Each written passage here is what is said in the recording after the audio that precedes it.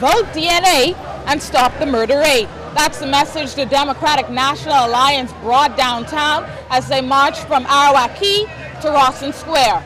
Take last year's record-breaking murder rate and add it to this year's soaring murder count, and many may tell you that more needs to be done to address the issue.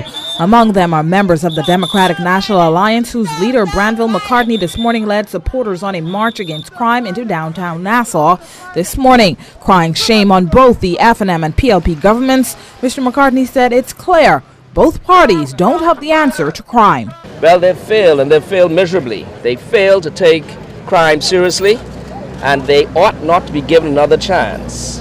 If that is our number one issue today, and they have not done what they were supposed to do, you should not give them another chance. What has happened over the past 5 years, there's been record murders. It's unbelievable in that regard.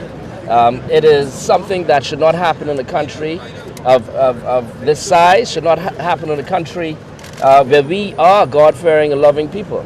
The fact of the matter is, the criminals just don't fear the law. The fact of the matter is, they feel as if there will be no consequences. Now, Mr. McCartney again promised that under his watch, murderers will be hanged. So you believe in hanging? Absolutely. Right away. Right away. Right away. Right away. We will ensure that persons who commit murder will hang.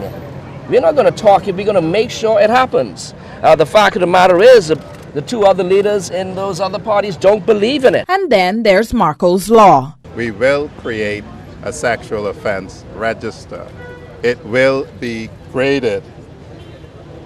Not only will you know who are sexual offenders, but there are some classes of sexual offenders who are sexual predators. You will know who the sexual predators are that have been released. The Second Amendment that will be introduced by Marco's Law will ensure that dangerous sexual predators are never released unless they cease to be dangerous.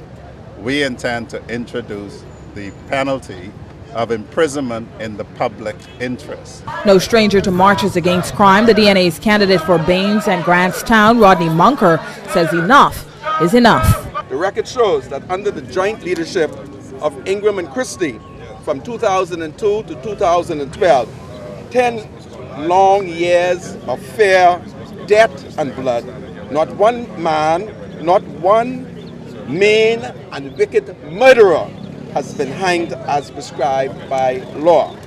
Instead, many murderers have been freed to go and continue to terrorize our communities. For JCN News, I'm Sasha Lightbourne.